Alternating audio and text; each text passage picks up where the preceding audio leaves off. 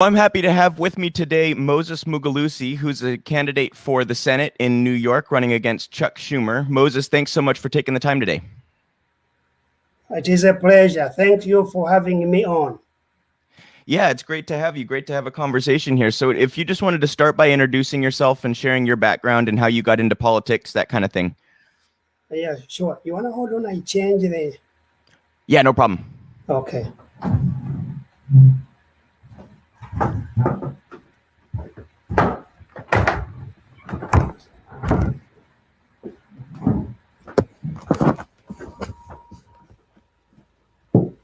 Get a different background going. I see. Yeah. So I get different background here. Okay, this is much better here. I was actually gonna be outside, but it looks like the rain was coming down. Oh, yep. Yeah. No, Okay. that looks perfect. That's a good background there. That's good. Okay, thank you very much. Alrighty. All right. Okay, back to the question. If you I'll and then I can just cut the beginning off and keep it easy, so we're not switching backgrounds. Okay. All right. So I'm very happy to have with me today Moses Mugulusi, who is running for the Senate in New York against Chuck Schumer. Moses, thanks so much for taking the time to be here. It is a pleasure. Thank you so much, Luke, for having me on.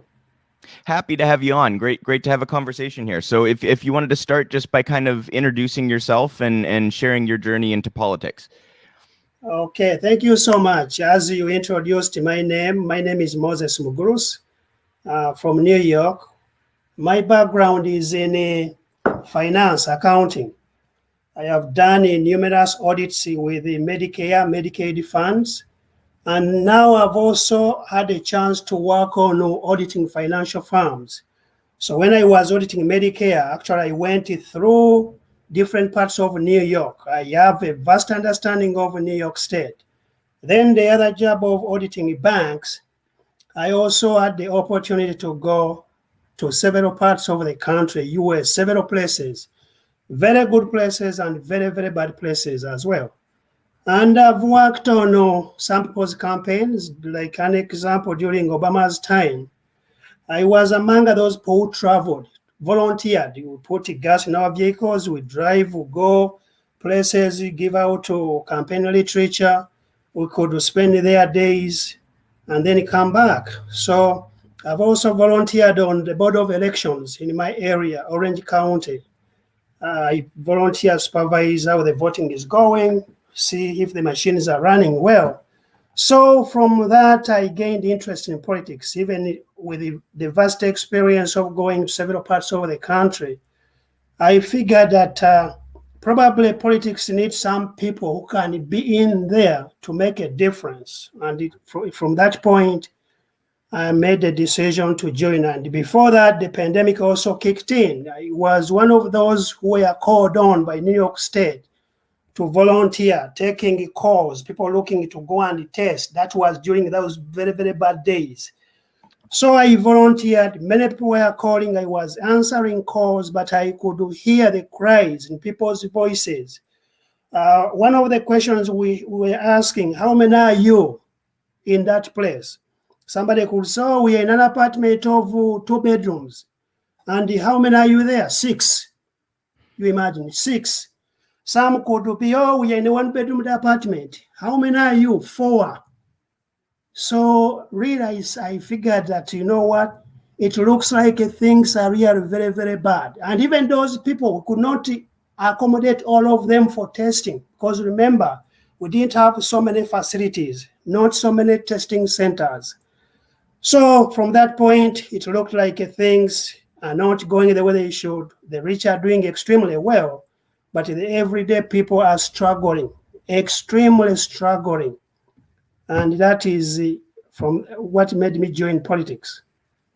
Yeah, it's been a really sad time for a lot of people, and I think that it points to some of the underlying issues that we really like to talk about here at Real Progressive. Some of the corruption and some of the rapacious incentive structures that are set up in our finance system that force people into that kind of situation. And then when we have a pandemic, they're unable to do the safe thing, which would be to distance from others, right? So they're kind of forced into not having the capacity to do the best thing for themselves, their family, and for society as well.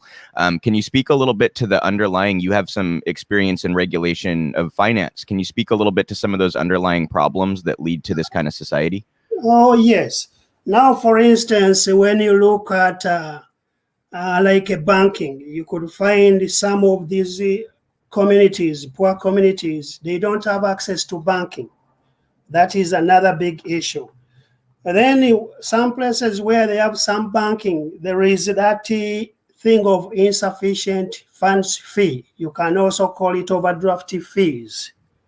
It is, you find some banks could set up a shop in poor neighborhoods, basically to be issuing out those debit cards, and the people swipe them. And for instance, you could swipe a debit card. You're trying to make a purchase of $10, but your bank account has $7. They will let you, the debit card will go through, but then you incur a fee of $35 to $38. Then look at ATM fees.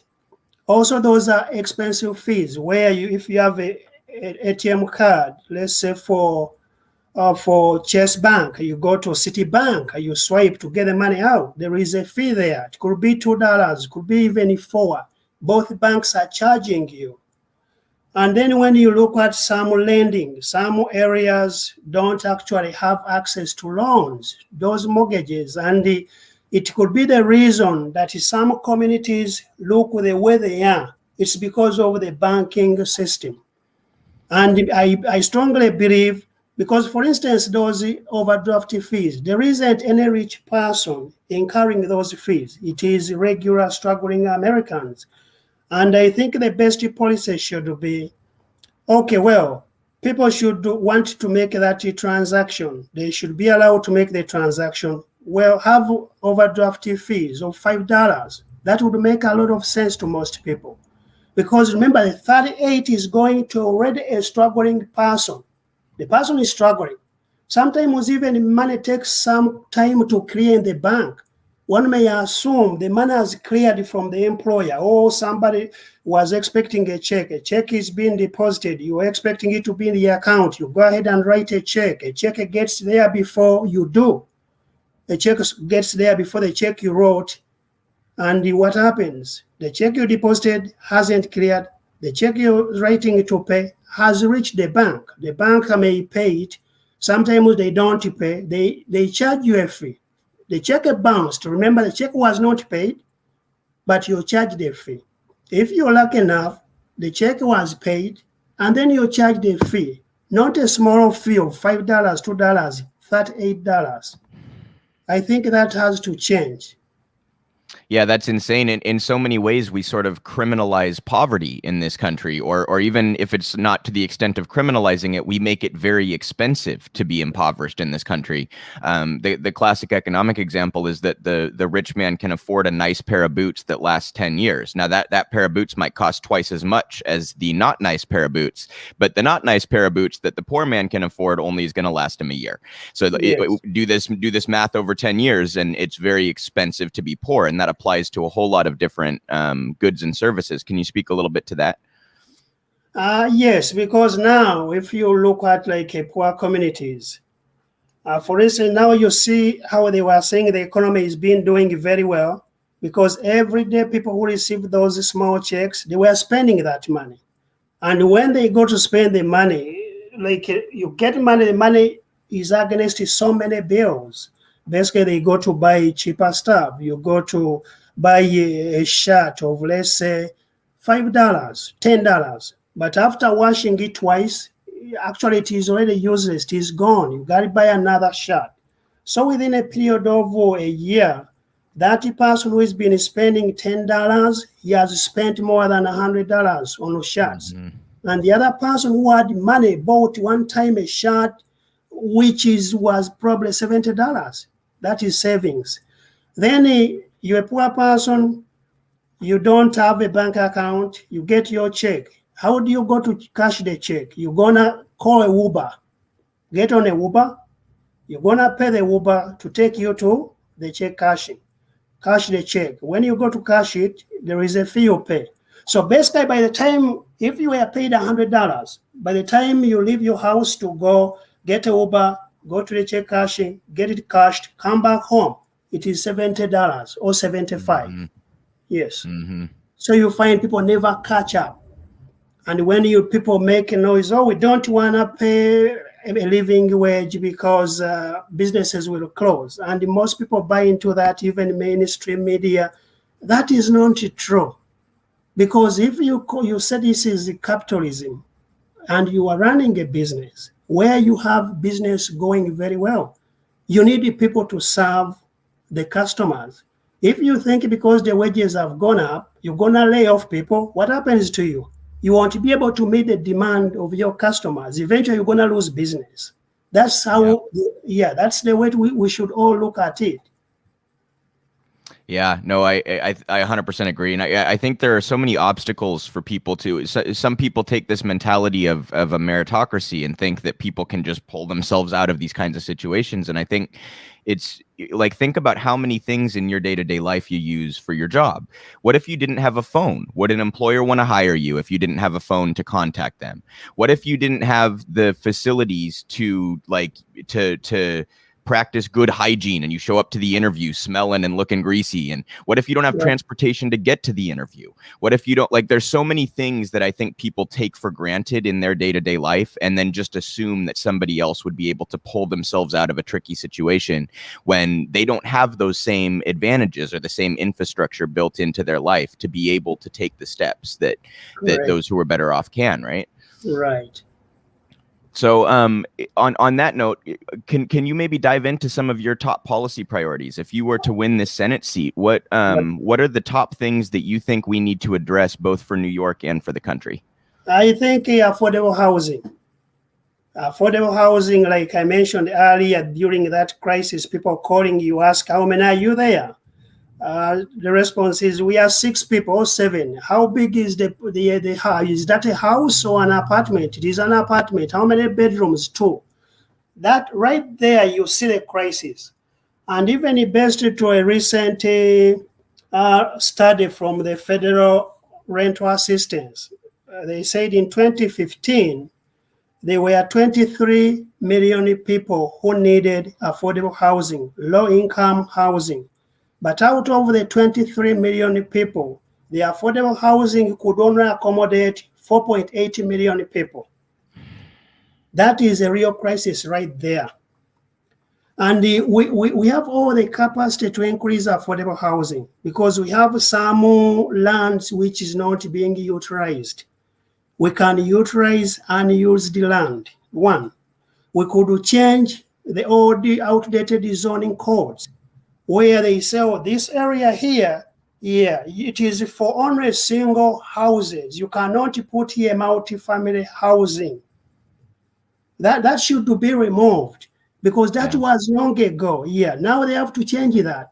Then we also need to increase subsidies to those projects which are intended for affordable housing, because the subsidies will bridge the gap between the construction and operating the affordable housing and the rent which comes in from low-income people.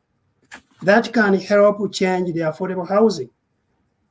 Because realistically, you find nationally, it is said every 46 homes for low-income earners available, there are 100 people against the 46.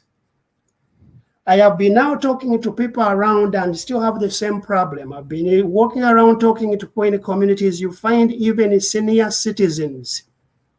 You imagine a row. These people, senior citizens, they were young people before. They were working, not working anywhere else. They were here in the US working.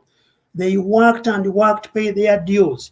Some of them were not lucky enough, as you know, when it comes to wages, some didn't make enough money to save to buy homes, so they stayed renting. Now they're on a fixed income. But because there isn't enough affordable housing, their rent keeps going up. You imagine a person on a fixed income, your rent goes up every year. How it is just insane. How do they expect you to live? We need affordable housing permanently there. We also need child care. That's another crisis we have. Meanwhile, look at child care. It is an investment because now if I get some funding to take care of the kids as I go to work. Remember, those kids grow up. When they grow up, where do they go? They will be the politicians. They will be the lawyers.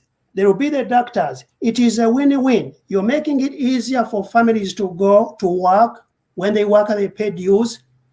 The children you're helping out with, they are growing up, serve this nation. They will be the lawyers, the doctors, the military. I mean, it is a win-win. We cannot ignore those very, very important aspects of life. 100% in agreement there. The rent crisis is an absolute tragedy, and to allow people's rent to continue to be jacked up. I mean, the economists used to say you shouldn't spend more than a quarter of your income on housing. Now Right. they bumped that up to a third because they couldn't, it just keeps growing and they can't really. So people are spending larger and larger portions of their income on housing, which disallows them from spending on any other things that might make their life more fulfilling or might educate their kids or might provide an experience for their family or whatever else might. So how about education? I think is very similar to the point that you were just making. Where investment in education is really an investment in the future of the country, right? Because we're providing kids with an opportunity to make the differences that we need to make as a society. Can you talk a little bit about education and what your position is there? Do you support tuition-free college? Do you think we should be working to educate our kids in a better way than we currently do? Yes, I strongly believe there should be funding for pre-K. Kids should start to go to school before even it comes to around age 4, 5, instead of just leaving them in daycare where they are just playing 24/7.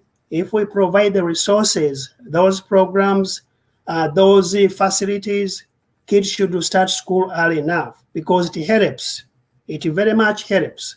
And then when it comes to higher education, I strongly support free college.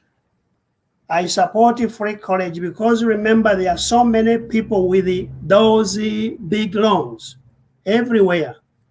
And they've been working for years. Those years they've been working, they've been serving the country. They've been contributing to the revenue for the country, but they are still struggling with those loans. Another thing, if we want economic development, nowadays people are struggling with loans. They don't have any savings to focus on other things. They cannot invest in a home.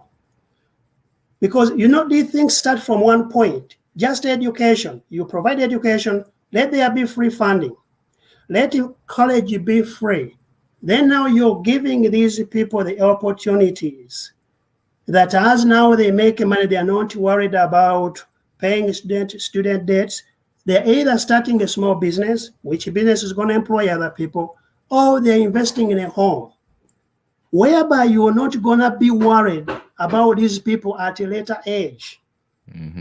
Yes. So it starts from one point and spreads. Education, people have no debts. That is an investment right there. They have so much money on their hands. They could go into other things. Yeah, I think those two policies pair together very nicely. If you provide affordable housing and provide an education, people have sort of a lift-off point. They aren't as stuck where they are. They have some more opportunities in a financial and an economic or an education sense. Another policy that's near and dear to my heart, and we're working to help organize a march on this here coming up on July 24th, is healthcare. And this march it's I think 40 some cities at this point around the country. We're going to be marching for Medicare for all. I personally, I believe in more of like an NHS style. Medicare for all for me is actually a compromise, but it certainly is a significant step in the right direction. I was curious what your thoughts are on, I think it's about 14 million people right now who are uninsured, and even people who are insured, we tend to hear these horror stories about insurance companies denying care that's necessary, denying to pay for medication that's necessary, etc. Can you talk a little bit about healthcare and what your position is on healthcare reform? Yeah, sure. I am for healthcare reform. In fact, I think we should have a robust healthcare system. Robust in a sense that it covers all our medical needs. Because one time we had the Democrats controlling the White House, controlling the Senate, controlling the House. But remember what they came up with. Well, it was better than what we had before, but it wasn't good enough. Because sometimes we believe in our fellow Democrats, but they don't deliver. They brought up something, well, we agree, it was better than what was there before, but it left out, again, so many people. So many people were left out uninsured. Now, as I walk around and I hear some stories, there are some people up to now who cannot afford health insurance. And what happens to these people? They even avoid just to go and have regular checkups. And if one is not getting a regular checkup, then when they get real sick, even the cost becomes now too high. Something which was minor. If one had health insurance, they could go for regular checkups. They catch things, diseases before they become worse. It turns out to be expensive in the long run. If one is lucky that they didn't die. Otherwise, some people just die because by the time they seek medical attention, it is way out of control. Then I've come across those who are on Medicare. Because some people here, now like we are talking about to expand Medicare, but how are we expanding Medicare? Are we expanding Medicare to cover more people? Or are we expanding Medicare in terms of what is provided? Because we have to look at those two. If we're expanding it, it will include more people and also have a broader range of things covered. As Rook, you very know now, when somebody gets older, what happens? They need eye care, dental. Some of the people on Medicare, they don't have those benefits covered.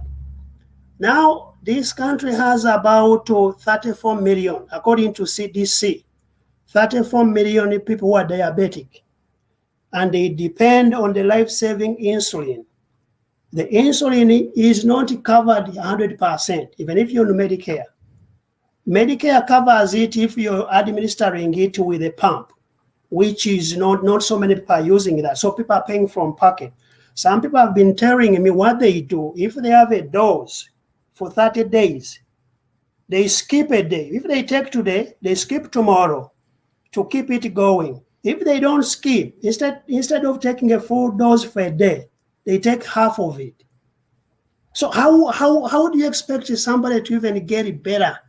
It is just crazy and insane. This is a very rich country. We can do certain things.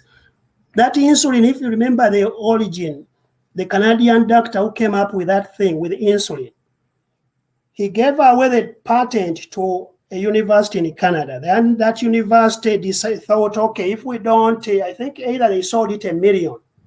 If we don't sell it so expensively, we let pharmaceutical companies produce insulin, hoping they will not overcharge people. It's going to be cheap.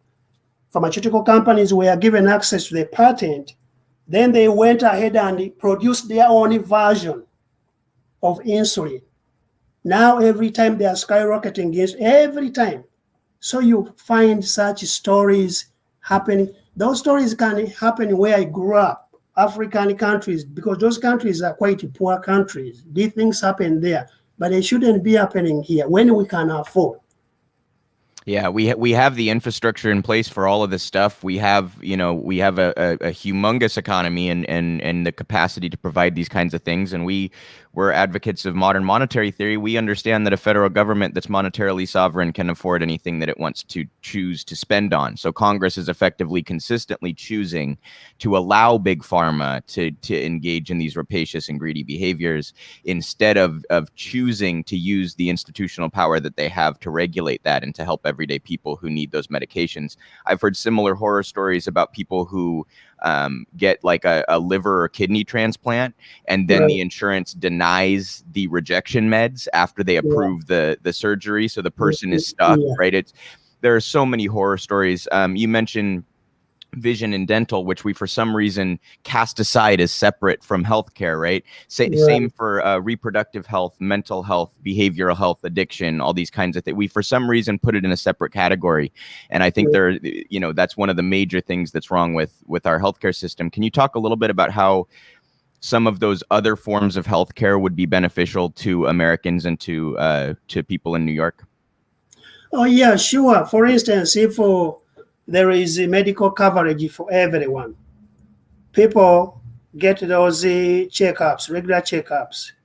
That will keep the society healthy, one. It will also prevent deaths. It will also reduce the cost of health care. Because what happens, even those who don't have insurance, when they get to a point of being extremely sick, they eventually end up in a hospital. Mm-hmm. They are now very sick. They think as the situation has become worse, that is a very, very high expense right there. So it encroaches still to the economy of the state. When we look at mental health, now we are looking at gun violence. But if you dig deeper, what is the root cause? You're going to find mental health is playing a very big role in gun violence, which is claiming lives. And when Yeah. you look at, yes. Okay, go Oh, ahead. I was just agreeing with you. Yes, the gun issue is very much a mental health issue, and if we had a mentally healthier nation, I think we would see a lot less of that violence. I 100% agree with that. Okay, yeah, sure. So many Um, things. Okay. oh no, I'm sorry. Go ahead. Oh, okay. Because all these things are connected, and if we don't focus on all of them, we are defeating the purpose. Yes, we have one of our regular, an economist, Dr. Fadl Kaboub, who does some regular interviews and things for us. He has this term called the layer cake, and he says these policies are like a layer cake, and you need each layer for each one to be effective, right? You need that affordable housing and the education and the healthcare and a jobs guarantee, and if you put all these things together, then they're all kind of making each other more effective and building off of each other. Now, So I wanted to ask you. Oh, no, I'm sorry. Go ahead. Okay, I was going to get back to that point of job guarantee. Because, I mean, I don't know if anybody can put a price to unemployment. Because unemployment comes along with so many problems: depression, chaos in the communities, deaths. So if there is a job guarantee, I think we should look at it in a way of avoiding the higher expense, because people will be working, people will be contributing to the communities. You avoid those deaths, you avoid the chaos, you avoid the gun violence. There will be peace and prosperity. 100% in agreement on that too, and also the jobs guarantee could be utilized to address some of the major problems that we're facing right now, like our depleted infrastructure and the climate crisis and things of this nature. There are many caregiving jobs, I think, that we neglect in our society. I think we could provide better senior care if we use that jobs guarantee to provide caregivers to people and things like that. The jobs guarantee makes a really nice pivot to, I wanted to ask you about the climate crisis that really seems to be accelerating. We've seen these fires popping up in the ocean. We see, wildfires seemingly getting worse every single year. Record temperatures across California and the Northwest. I'm in the Seattle area. We had 2 straight days where we set like all-time records for temperatures up here. We had that major iceberg break off of Antarctica that climate scientists say is like a turning point, like a point of no return. So I was hoping to get your thoughts on what you think we can do what we can do to address that. Are you supporting a Green New Deal? Do you have any other climate proposals that you think might help us to clean up our environment and make sure that we still have a sustainable planet going forward? Yeah, I think climate change is real, and it's happening now. It's happening and it's going on. Like an example, New York, we are seeing both the increases in the average temperatures and the occurrence of very hot days quite often. But I strongly support the New Deal. And I would also say it looks like now people are waking up, because as we speak, you find that many financial institutions around the world have come to senses actually to understand climate change, because it's so far about $3.8 trillion from dozens of banks within Europe and in the US, and they are working towards zero emissions by 2050. And I think that's a good thing because the moment you start putting climate change to finance, there things tend to take a traction. For instance, now, like in New York insurance regulations, they require, if you are an insurance company, your underwriting must have that component of climate change risk. So if, look, you showed up, you're maybe having a venture, before they give you a policy, they have to do that underwriting, see what type of business are you in, how much risk is it connected to climate change, how much of it is in there. So they base on the premium on that. Now, if that is there and it is enforced, I'm sure we can see some changes. We can see some people waking up. And I also think we should have a climate change resilience plan. The plan should be there. We should also have resources that the plan is evaluated, because without assessment to see how are we faring, how are we doing, it doesn't take us anywhere. We should be able to look at those assessments for the climate change resilience plan quite often. And we should also from there, for instance, if you're looking at a small geographical place like in New York, before now permits are issued, they should evaluate those assessments before you go on issuing permits for those bigger projects. They should examine the assessment, climate risk assessment. What does it look like? From that point, they should decide if to go forward or not on a project. Yeah, that all sounds absolutely fantastic to me. I think permits are handed out all too easy, especially to particular industries that are actually quite large polluters and are quite damaging to the environment. I think sometimes the Democratic Party on this particular issue may disappoint some on the left in the sense that they are often willing to rhetorically acknowledge the climate crisis and will kind of use it to campaign.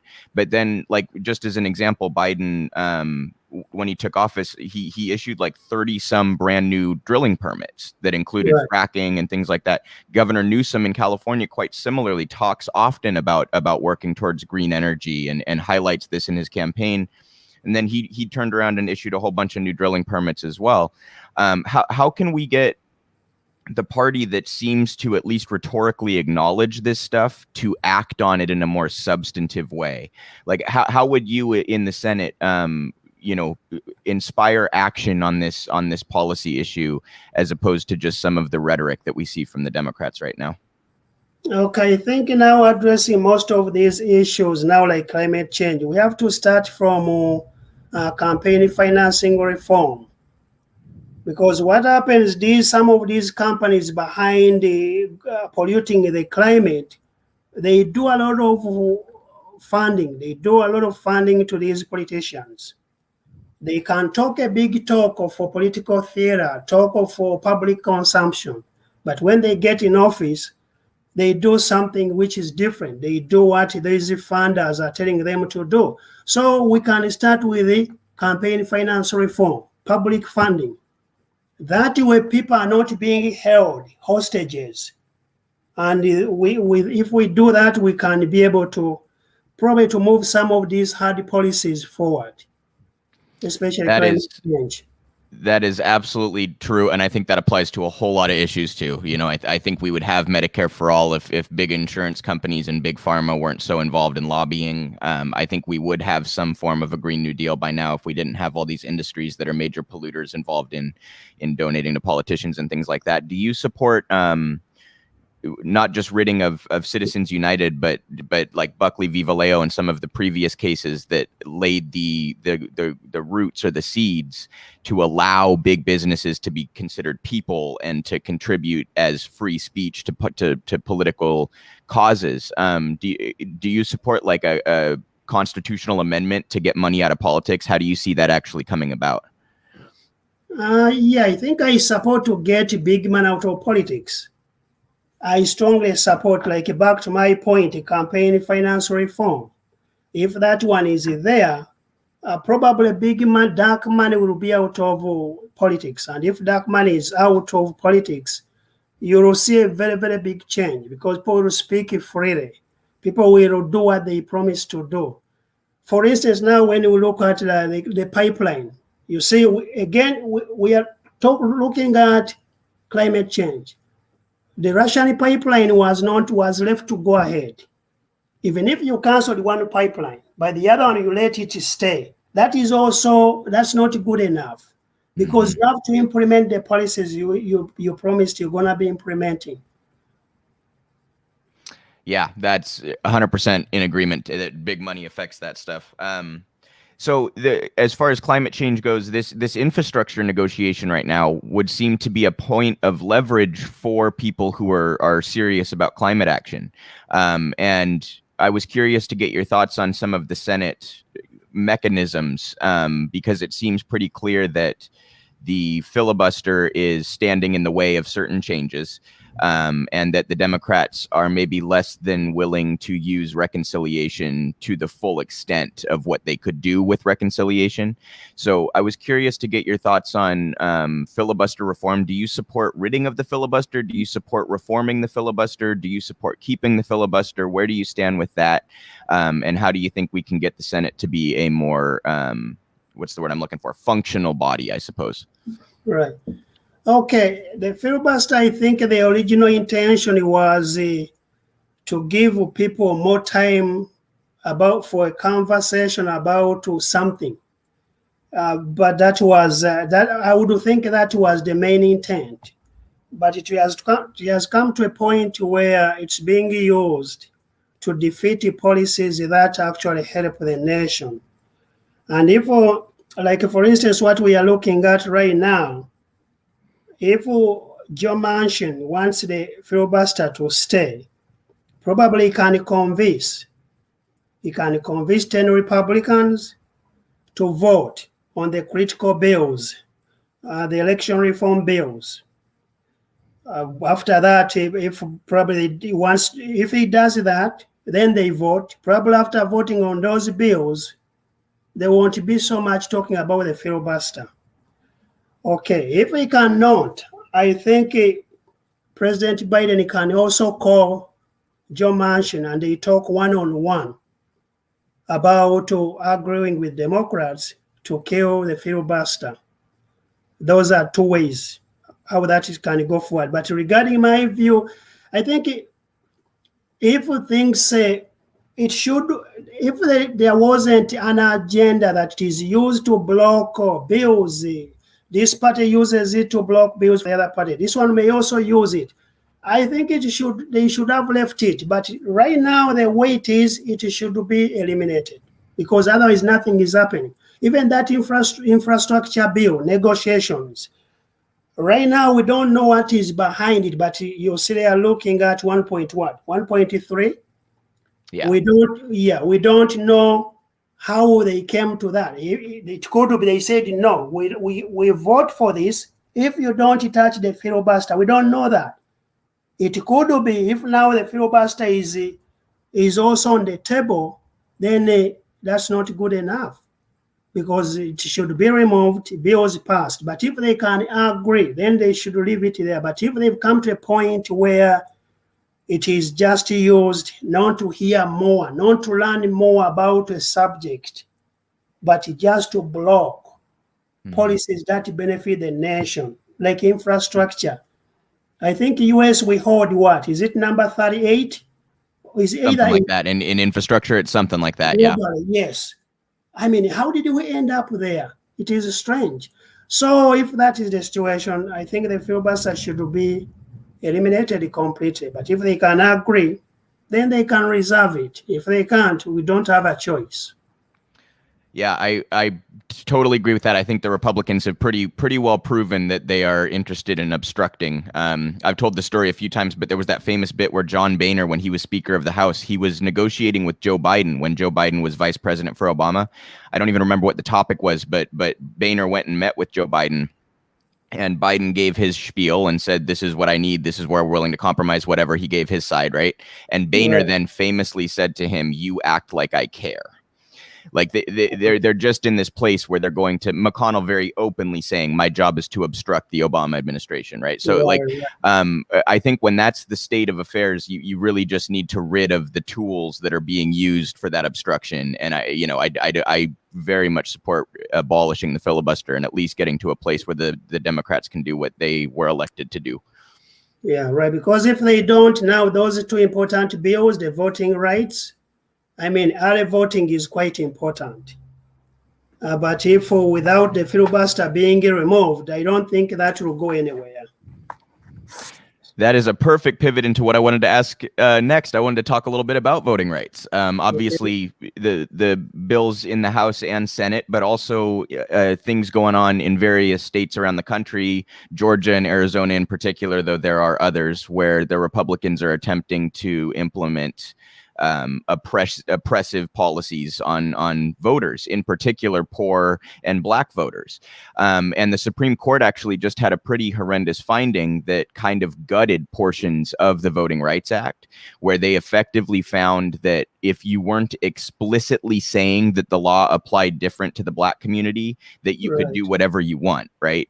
So I think this is a really catastrophic issue right now, because it gets to the heart of, like, how are we going to get something like campaign finance reform if people can't even vote in the people that are right? Like it's a layer down in the process where we can't even then affect the pressure going up.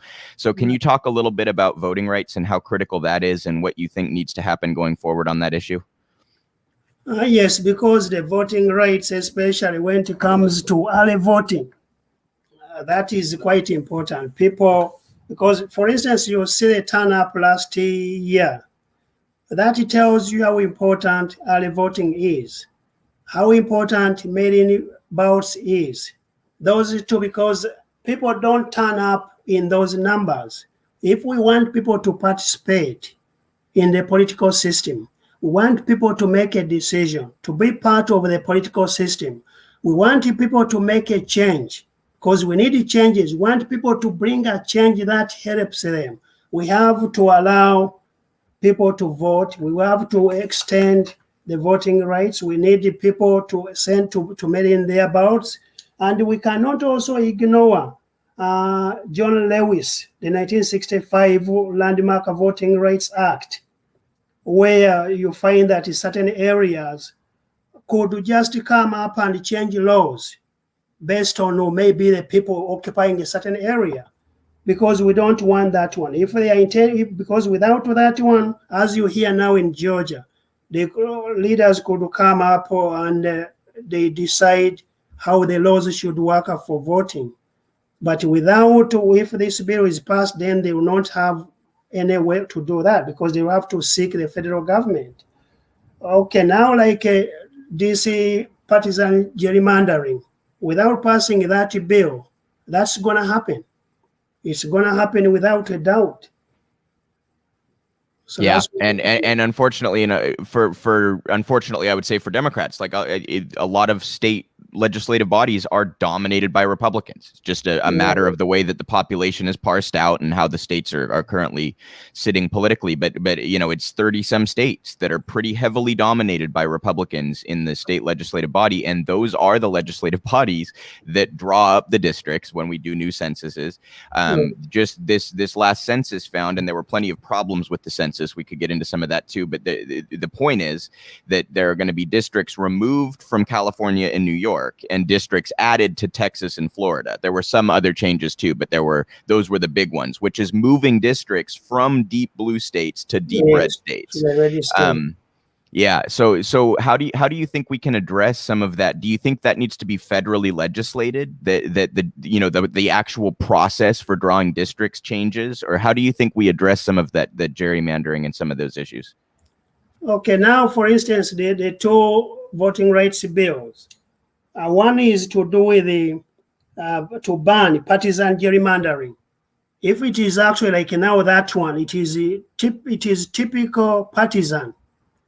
Because you see a group of Republicans trying to get some states from a state which is blue to add them to their red state.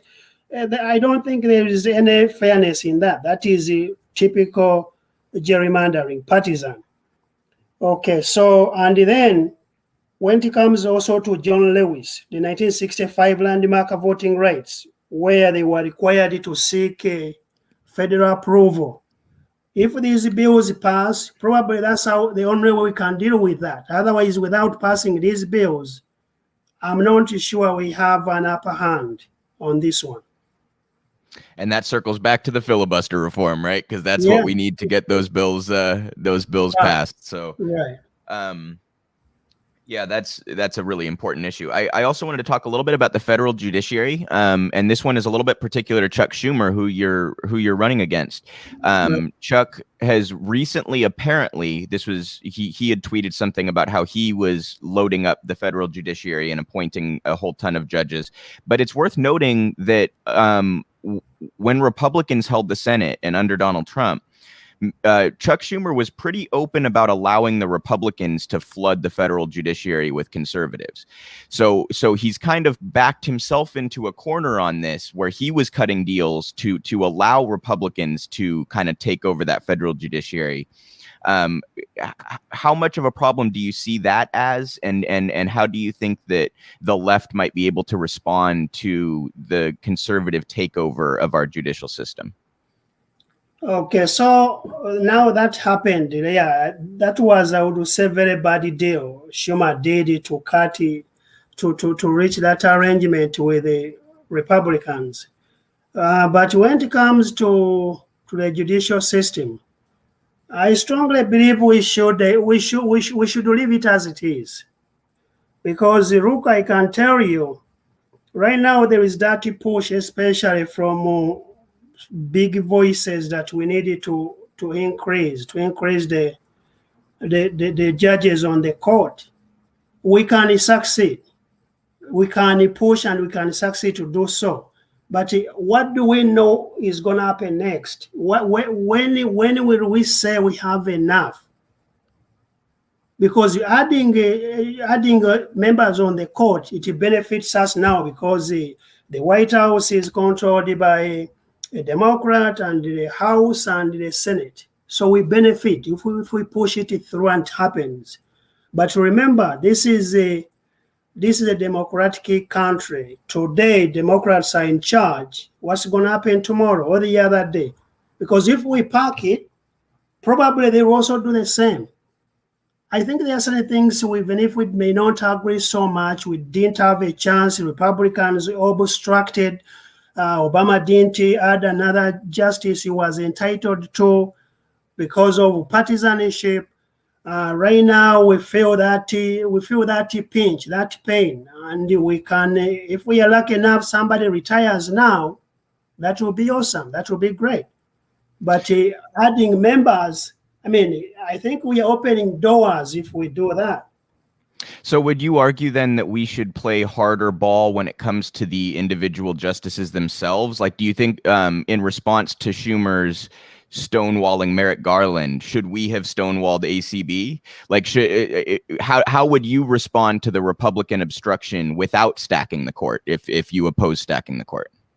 Okay, now that is a very big important point right there. If it is a payback, then that is that's different. They shot first. Yeah. If it is a payback, we could do that. But again, the fear is we don't know what will happen 10 years from now. But if it is a payback, because sometimes the politicians act, it is today. They don't care today. So if we are in a payback, because what the Republicans did was awful.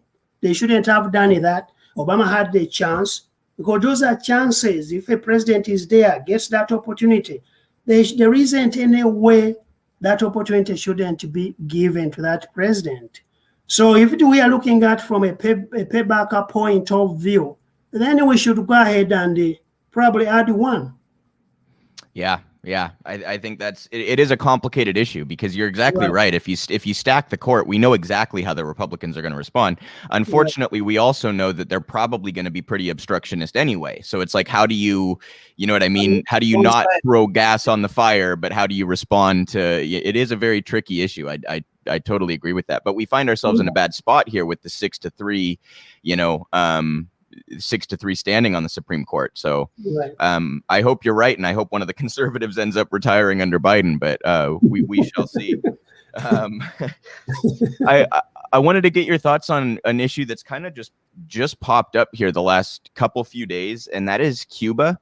That there's all this unrest, and the United States kind of firing shots at the Cuban government, but leaving out very conveniently that we have a long-standing inhumane blockade against Cuba. So just to ask the question kind of broadly, how do you view U.S. foreign policy as it stands right now? And how would you, what kind of foreign policy would you be fighting for if you were elected to the Senate?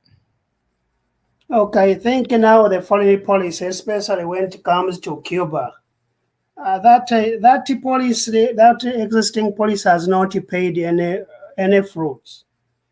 Because remember, the politicians, sometimes we put foreign policies on a country because we are looking at the politicians there. We are looking at the people in power. But we forget that those people get around the things. They stay well. But the regular folks, now like you hear in Cuba, there isn't enough food. People cannot have access to Medicaid, to vaccination. There isn't health care. There isn't employment. And all that is traced back to US's foreign policy towards Cuba, the embargo, where they cannot have most of the things they need, even spare parts. So I would say that that policy has not worked. That is a bad policy because we have to look at the regular folks. We shouldn't be formulating policies based on who is in charge.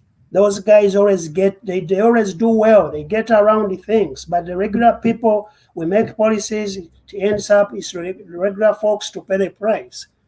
A good example is Cuba. Absolutely. I think our foreign policy is often quite hypocritical in the sense that we will often claim that we're getting involved in a certain way on the grounds of human rights, whether that's military intervention or trade policy or sanctions or whatever.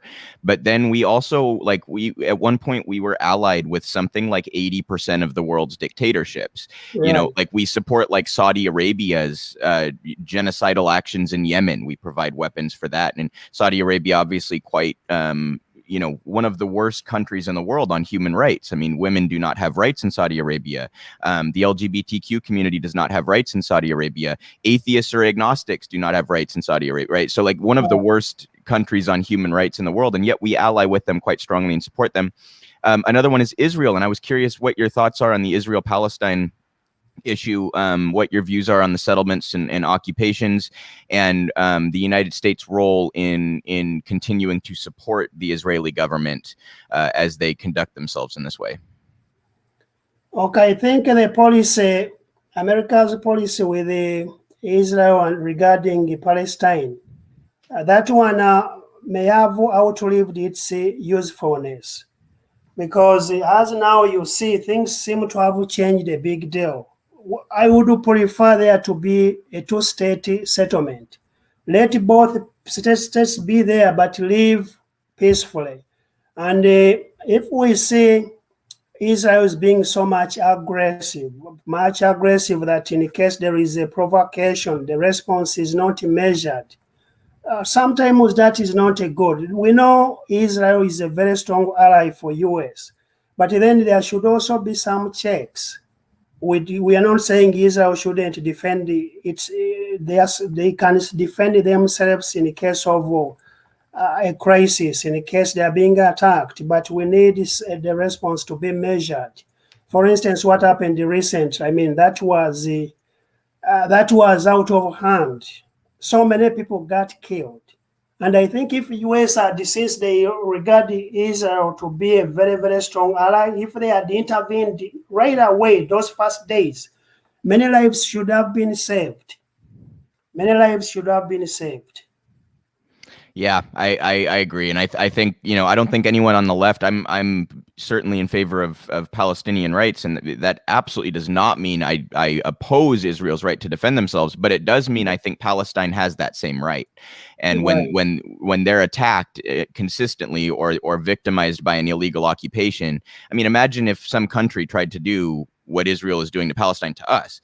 What if China came in and just started taking people's houses and giving them to other people? Like, I would sure hope that Joe Biden would respond to that, right? So I think that sometimes the framing of this issue neglects the pretext, right? Like, we just start from a certain point and then make our arguments about that, but the pretext is the illegal occupation and settlements. And, you know, I think it's important that that be addressed. And the US seems to have a certain level of leverage because of the aid that we provide to Israel. It seems to be a pattern in foreign policy, I suppose you could say. So I just want to give you a moment to kind of plug your campaign and talk about why you're running, and you know, encourage people to support you and get involved in your campaign however they can. I've had your website up on the screen here a number of times. It's Mugulusi with the I for Senate.com. Can you just direct people where they can find you, where they can help out, what they might be able to do to get involved and help your campaign? Yeah, sure. Thank you very much for that opportunity, Luke. Yes, we are. This is a people poverty campaign, and we actually up against a very powerful Washington establishment. And the incumbent is very strong. They have lots of money to spend. This is regular folks. I'm running to make life better for most New Yorkers. When you look at affordable housing, like I mentioned earlier, there isn't affordable housing.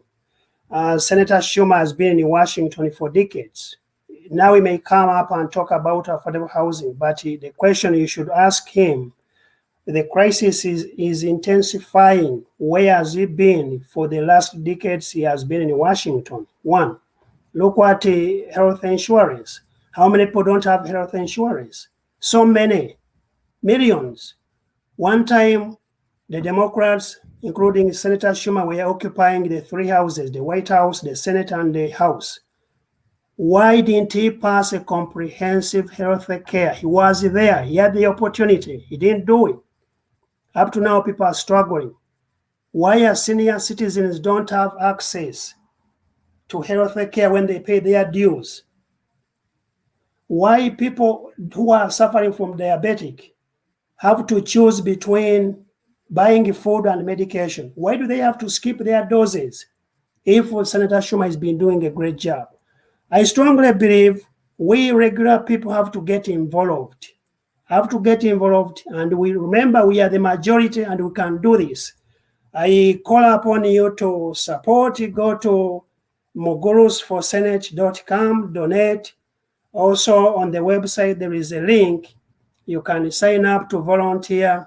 And any donations, it could be a small donation, it could be a big donation. We accept everything available. You want to join the campaign, the website has also a link to sign up to volunteer. You can also contact us if you have suggestions. And I also kindly ask you to take the word around. And I can assure you, we're going to win this. Thank you. Hey, that is a fantastic attitude. I look forward to calling you Senator. Thank you so much, Moses, for taking the time today. I really hope that we can do this again sometime and look forward to staying in touch. This was a fantastic talk. Thank you so much, Luke. It's been a pleasure.